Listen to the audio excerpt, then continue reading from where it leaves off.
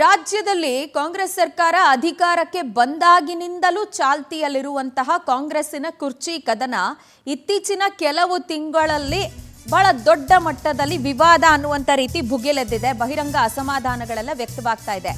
ಈ ಕುರ್ಚಿ ಕದನಕ್ಕೀಗ ಶೀಘ್ರದಲ್ಲೇ ಬ್ರೇಕ್ ಬೀಳುತ್ತಾ ಅನ್ನೋ ಪ್ರಶ್ನೆ. ಕ್ಲೈಮ್ಯಾಕ್ಸ್ ನತ್ತ ಹೋಗಿದ್ಯಾ ನಾಯಕತ್ವದ ಬಿಕ್ಕಟ್ಟು ಅನ್ನೋ ಕುತೂಹಲ. ಬಿಕಾಸ್ ಸಚಿವ ಸತೀಶ್ ಜಾರಕಿಹೊಳಿ ಅವರು ಕೊಟ್ಟಿರುವಂತ ಒಂದು ಸ್ಫೋಟಕ ಹೇಳಿಕೆ ಇಂಥದ್ದೊಂದು ಕುತೂಹಲ ಕಾರಣ ಆಗ್ತಾ ಇದೆ. ದೆಹಲಿಯಲ್ಲಿ ಎಐಸಿಸಿ ಅಧ್ಯಕ್ಷ ಮಲ್ಲಿಕಾರ್ಜುನ್ ಖರ್ಗೆ ಅವರನ್ನ ಸಚಿವರು ಭೇಟಿಯಾಗಿರೋದು. ಭೇಟಿ ಬಳಿಕ ಸಚಿವರು ಒಂದು ಸ್ಫೋಟಕ ಹೇಳಿಕೆ ಕೊಟ್ಟಿದ್ದಾರೆ. ಕ್ಲೈಮ್ಯಾಕ್ಸ್ ನತ್ತ ನಾಯಕತ್ವದ ಬಿಕ್ಕಟ್ಟು ಅಂತ ಹೇಳಿ ಮಾತನಾಡಿದ್ದಾರೆ. ನಾಯಕತ್ವ ಗೊಂದಲ ಪರಿಹರಿಸೋದಕ್ಕೆ ತೀರ್ಮಾನ ಆಗಿದೆ ಅಂತ ಖರ್ಗೆ ಅವರು ತಿಳಿಸಿದ್ದಾರೆ ಅಂತ ಸತೀಶ್ ಜಾರಕಿಹೊಳಿ ಅವರು ಮಾತಾಡಿದ್ದಾರೆ.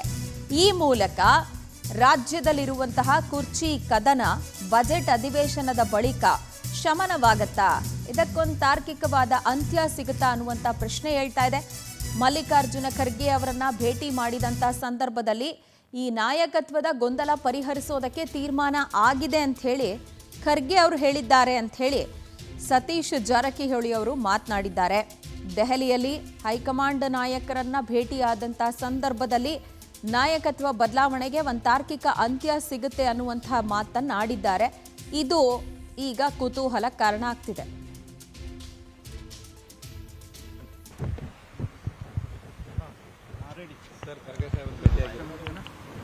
ಭೇಟಿಯಾಗಿದ್ದೀವಿ ರಾಜನ್ ಸರ್, ನಾವು ಜೊತೆ ಶಾಸಕರು ಕೊಂಡರೆಡ್ಡಿ ಅವರು, ಬಸಂತಪ್ಪ.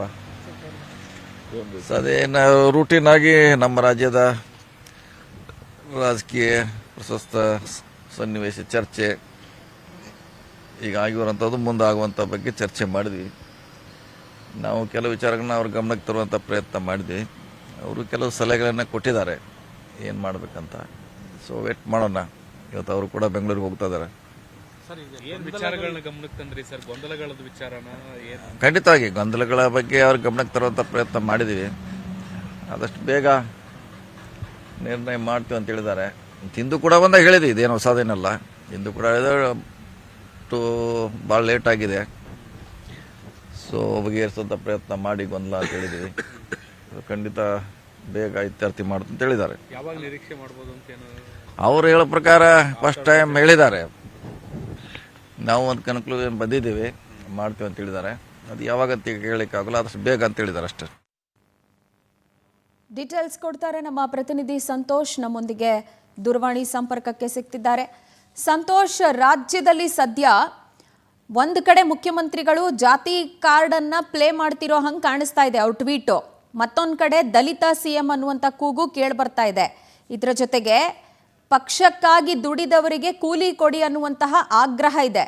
ಇದೆಲ್ಲದರ ನಡುವೆ ಸತೀಶ್ ಜಾರಕಿಹೊಳಿ ಅವರಿಗೆ ಹೈಕಮಾಂಡಿನ ನಾಯಕರು ಕೊಟ್ಟಿರುವಂತಹ ಆಶ್ವಾಸನೆ, ಅಂದ್ರೆ ಮಲ್ಲಿಕಾರ್ಜುನ್ ಖರ್ಗೆ ಅವರು ಈ ಗೊಂದಲ ಬಗೆಹರಿಸ್ತೀವಿ ಅಂತ ಕೊಟ್ಟಿರುವಂತಹ ಆ ಭರವಸೆ ಯಾವ ರೀತಿ ವಿಶ್ಲೇಷಣೆಗೆ ಒಳಪಡುತ್ತೆ? ರಾಜಕೀಯ ಪಡಸಾಲೆಯಲ್ಲಿ ಹೆಂಗ್ ಚರ್ಚೆ ಆಗ್ತಿದೆ?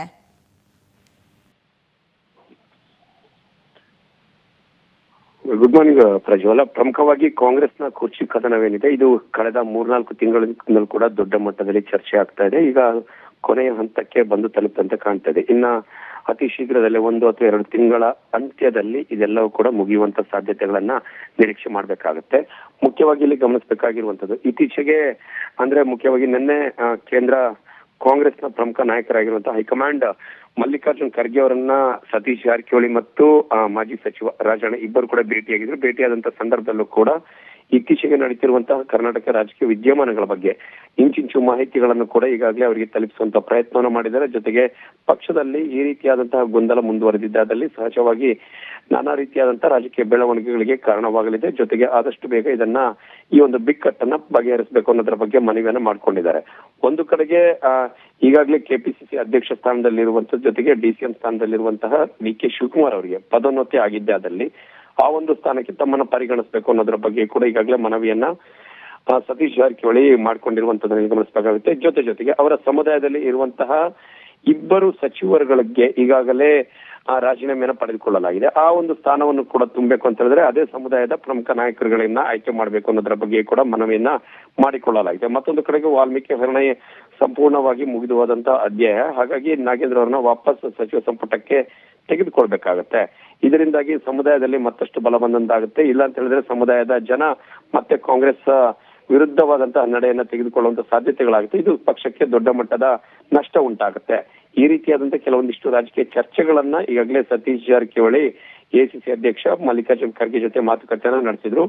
2 ದಿನಗಳ ದೆಹಲಿ ಪ್ರವಾಸದಲ್ಲಿದ್ದಂತಹ ಸತೀಶ್ ಜಾರಕಿಹೊಳಿ ಉಳಿದಂತೆ ಕೇಂದ್ರದ ಹೈಕಮಾಂಡ್ ಬೇರೆ ನಾಯಕರುಗಳನ್ನ ಭೇಟಿಯಾಗುವಂತಹ ಪ್ರಯತ್ನಕ್ಕೂ ಕೂಡ ಮಾಡಿದ್ದನ್ನಲ್ಲಿ ಗಮನಿಸಬೇಕಾಗುತ್ತೆ. ಆದ್ರೆ ಯಾರು ಕೂಡ ಮಲ್ಲಿಕಾರ್ಜುನ್ ಖರ್ಗೆಯನ್ನು ಹೊರತುಪಡಿಸಿದ್ರೆ ಬೇರೆ ಯಾರು ಕೂಡ ನಾಯಕರುಗಳು ಅವರಿಗೆ ಕಾಲಾವಕಾಶ ನೀಡದೇ ಇರುವಂತದ್ದು. ಮತ್ತೊಂದು ಕಡೆಗೆ ಸತೀಶ್ ಜಾರಕಿಹೊಳಿ ಬೇರೆ ತಮ್ಮ ಇಲಾಖೆ ನಿಮಿತ್ತ ಬಂದಂತಹ ಕೆಲಸವನ್ನ ಪೂರೈಸಿ ವಾಪಸ್ ಬೆಂಗಳೂರಿಗೆ ತೆರಳಿರುವಂತದನ್ನ ಗಮನಿಸಬೇಕು. ಫೈನ್ ಸಂತೋಷ್, ಥ್ಯಾಂಕ್ ಯು ತಮ್ಮೆಲ್ಲ ಡೀಟೇಲ್ಸ್ಗೆ.